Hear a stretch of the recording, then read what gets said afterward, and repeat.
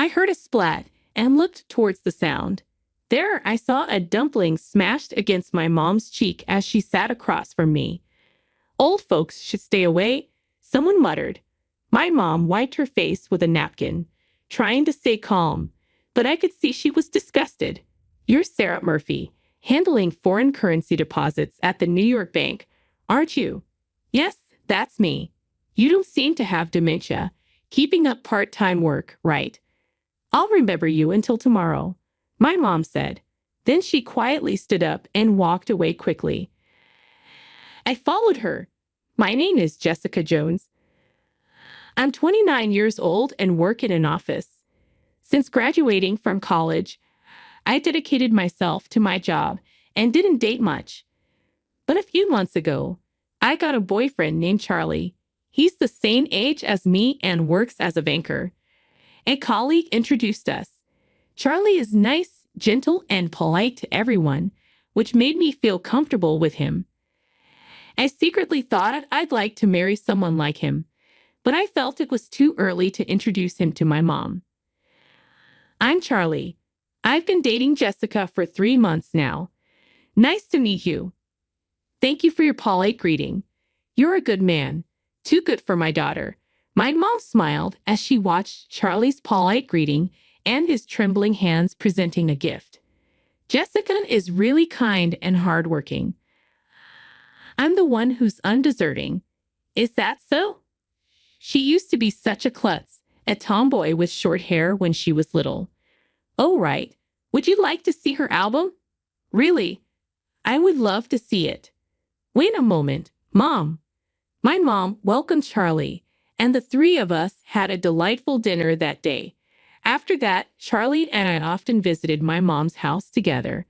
My dad passed away when I was little, and my mom raised me as a single parent. Your happiness is my happiness, Jessica. Thank you for introducing Charlie to me, she would say, genuinely happy for my well-being. Seeing her happy face made me happy too. However, taking Charlie to see my mom too often made me worry it might seem like I was pressuring him into marriage. I was considering marriage with Charlie, but I wasn't sure how he felt about it. When I visited Mom alone one time, Charlie said, "If you were going to your mom's, you should have told me."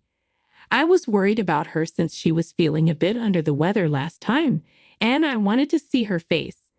Plus, I wanted to talk about the movie she recommended. It turned out Charlie and my mom were getting along better than I thought. Given my mom's calm and gentle nature, they probably just clicked well.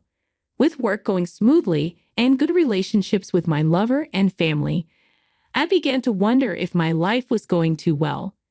6 months into our relationship, Charlie said, "Jessica, for Mother's Day next month, shall we go out to eat, just the three of us?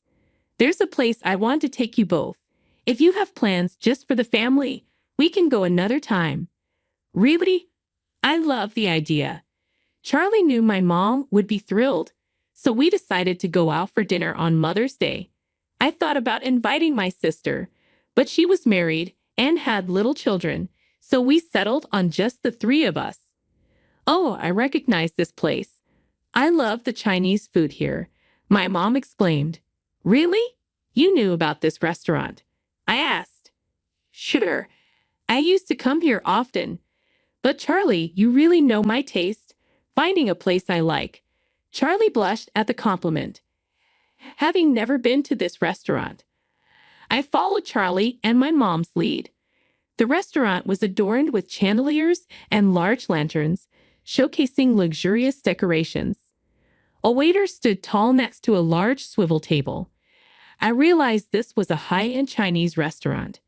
Then please bring us the special course I ordered, Charlie said calmly to the waiter, watched by my mom with a beaming smile. I was probably the only one feeling nervous in this situation. As we tucked into the dishes being laid out one after another, the pleasant aroma of dumplings filled the air. Then from behind me, a high-pitched woman's voice rang out. Right? What are you doing here? You are Sarah. Charlie's face turned pale in an instant. I turned around to see a smirking woman standing with her arms crossed. So you left our bank and had the nerve to come here. You must have settled for a small regional bank. Huh? Can you even afford this? She sneered. Charlie stopped his chopsticks and looked down slightly. That's none of your concern, Sarah. Besides, we are in the middle of a precious dinner, so please stop. His voice trembled slightly. My apologies for interrupting your precious dinner, Sarah said, scrutinizing my mom and me with a lingering look. I met her gaze. Excuse me, may I ask who you are? I said. Sarah laughed again. I'm Sarah Murphy, a former supervisor of Charlie at New York Bank. She seemed to take pride in her association with her workplace. Oh, New York Bank, as in the major one. My mom looked at Sarah with surprise, which was understandable since New York Bank is one of the biggest banks. Working there implied a high level of prestige. As we were struck dumb, Sarah let out a derisive laugh. Look at you, amazed just because I work at New York Bank.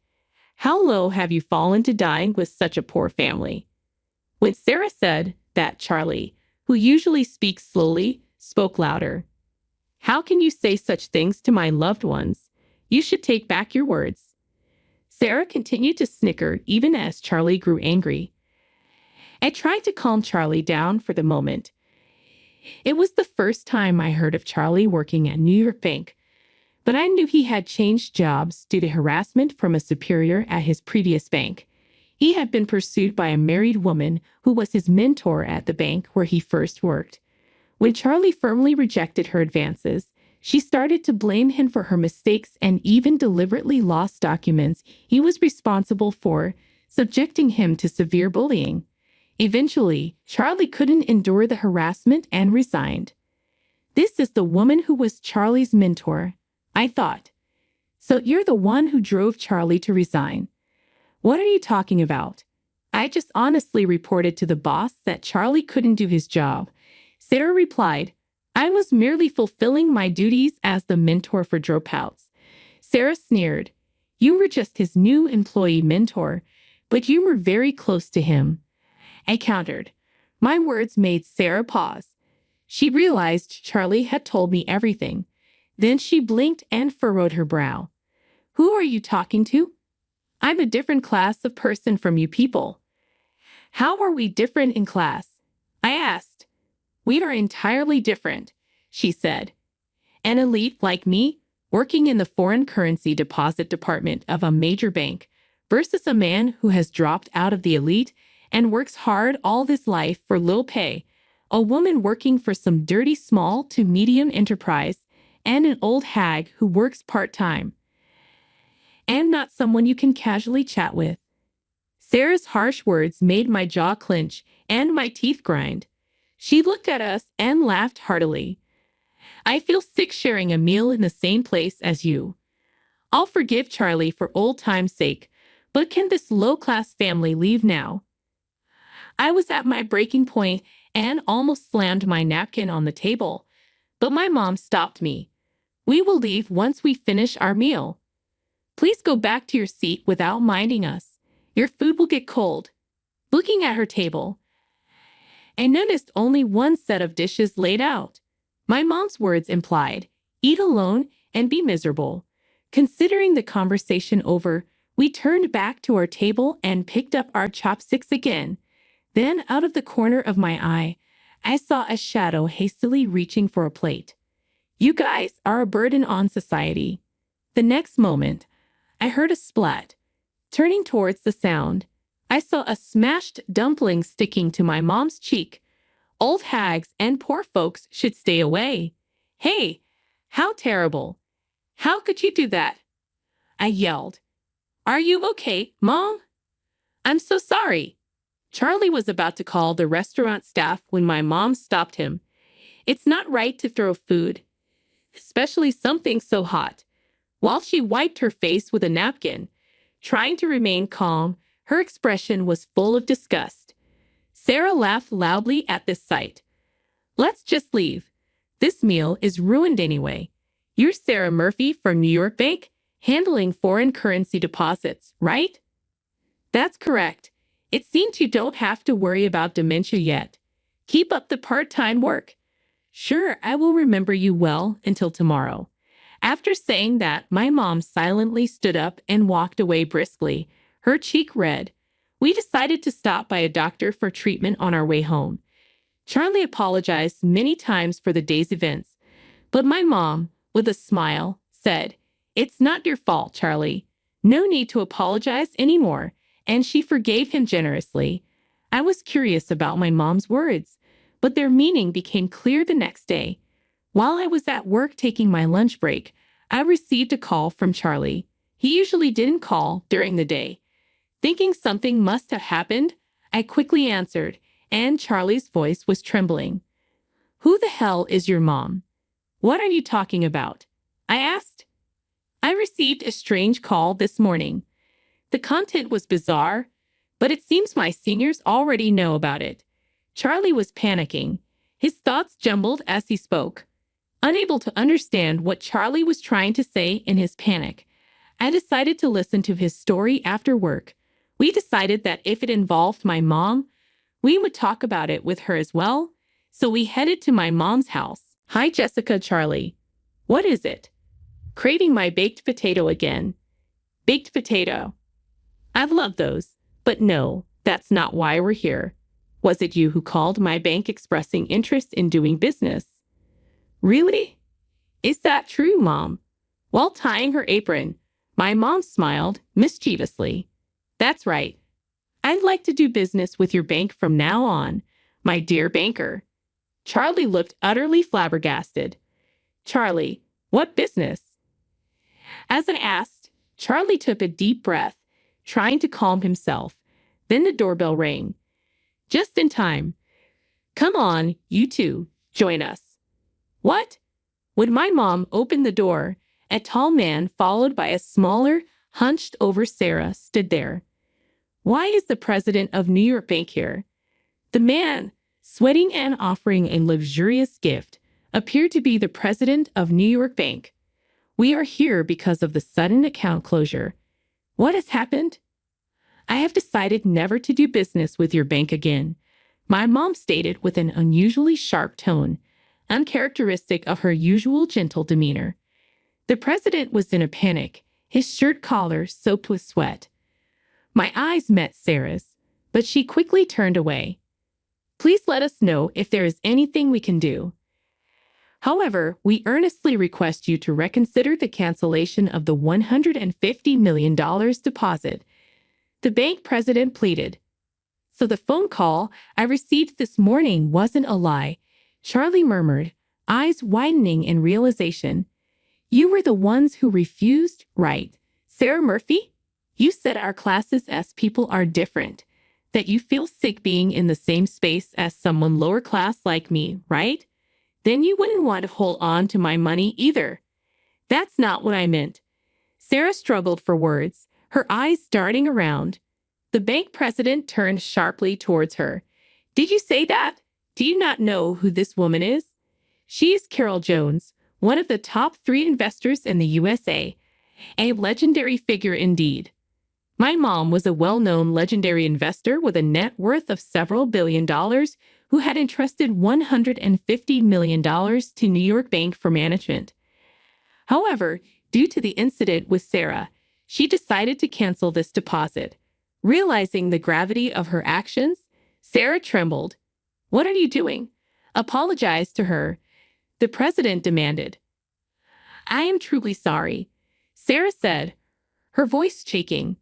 My mom watched them apologize with quiet disdain. "No, I will not forgive you.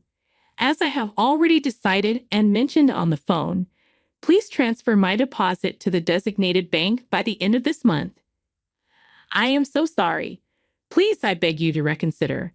I didn't know who you were and was rude, but such an incident will never happen again. If you judge people by their appearance and act so rudely towards them, then I can't trust you," my mom replied sharply. Sarah swallowed hard at my mom's words, collapsing to her knees. "Please, I'm really sorry." I was astonished to see 2 adults, Sarah and the president in suits, apologizing profusely to my mom. However, my mom did not nod in agreement. Sarah, realizing she was not forgiven, looked up and then made eye contact with me and Charlie. She crawled over. "What are you doing?" I asked. "Jessica, Charlie, I'm so sorry. Please forgive my rudeness." Sarah continued to apologize loudly, dripping with sweat. Then she gave a creepy smile and started talking to us. I never thought Charlie would be dating such a high-class daughter. You were something. Birds of a feather flocked together. Charlie's brows furrowed naturally upon hearing Sarah's words. The president then asked, "Excuse me, do Charlie and Sarah know each other?" Sarah visibly paled at the president's question. Charlie clenched his fists tightly and took a deep breath. "Yes, I used to work at New York Bank a few years ago. Sarah here was my new employee mentor." "Is that so? Well, if you're interested, would you consider working at New York Bank again?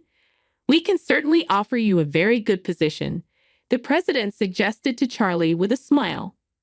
After a brief silence, Charlie looked straight at the president and said, "No, thank you. I don't want to be one of the mentors forced into affairs, and I will never return to New York Bank, where it is common for junior employees to take responsibility for their boss's mistakes." Forced into affairs, taking the fall for mistakes. "Sarah, can you explain this?" The president's face turned red as Sarah turned deathly pale. "Well, she stammered. "Do you realize what would happen to our bank if this comes to light?" The president's concern wasn't just about the bank. His anger was different from that of a boss scolding his employee. It was a look of contempt and sadness directed at Sarah.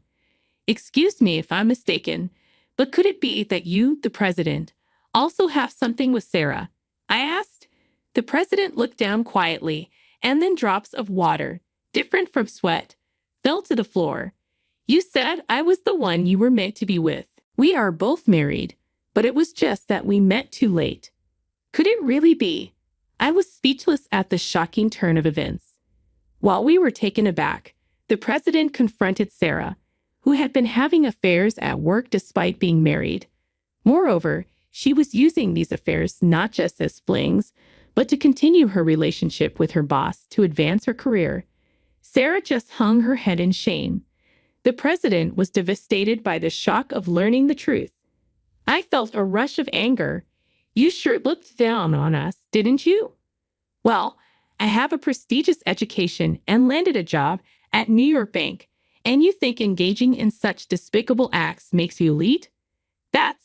I just wanted to climb the career ladder," Sarah mumbled. Sarah's eyes darted around, searching for an excuse. "You just admitted that you're incompetent and can't do your job," I said. "Wow, you judged us solely by our appearance, calling us poor. But no matter how excellent your education or career might be, what you've done is morally bankrupt. Now you will face the consequences." After a moment of silence, my mom chuckled and clapped her hands loudly once. "That's the end of that. Don't come to my house anymore and don't contact me unless it's to arrange the payment. Now, if you understand, please leave." The president walked away listlessly, followed by Sarah. After they left through the front door, I watched them go for a while, their aura heavy and gloomy. Afterward, my mom's $150 million deposit was successfully transferred to the bank where Charlie works, and the matter was settled for the time being. Charlie's reputation at the bank improved due to this, and it seems certain he will be promoted in 6 months. On the other hand, according to a former colleague of Charlie's, Sarah was fired after the incident. Her sudden dismissal became a topic of conversation among the bank employees, sparking rumors that something had happened. Then someone well-informed about the affair between the president and Sarah exposed the truth in the bank. Furthermore, the wives of her other married lovers demanded alimony from Sarah. As a result, her affairs were revealed to her husband, leading to her divorce. Sarah was in debt for alimony payments and had lost her family. She confessed her affair with the president to the president's wife herself, saying, "It's not fair that I'm the only one who's unhappy." The wife calmly dealt with the confession and demanded alimony from Sarah. After this backfired and accumulated more debt, no one has seen Sarah since. 3 months have passed since then. This Chinese food is always so delicious, but it would have been nice to make up for Mother's Day after all. Paul, Charlie, and Jessica weren't at fault, but we couldn't finish the meal that time. Right, this is my way of making it up too, I said. We returned to the high-end Chinese restaurant to make up for that day, the three of us dining together again. We just hoped for more peaceful days like these. By the way, Charlie, even if you and Jessica break up, I have no intention of changing the person in charge of my deposit. I dislike relationships where love isn't judged fairly. Hey, Mom, what are you talking about? We're not held together by convenience. If we break up, it'll be clean and clear, right? Charlie's face turned red, even though he hadn't drunk any alcohol. I vow this. Unless Jessica dislikes me, we won't separate. Right, Charlie, you are passionate just like Jessica's dad when he was young. As I listened to this conversation, I looked in the mirror decorating the restaurant and saw my face had turned the same color as Charlie's, even though I hadn't drunk any alcohol.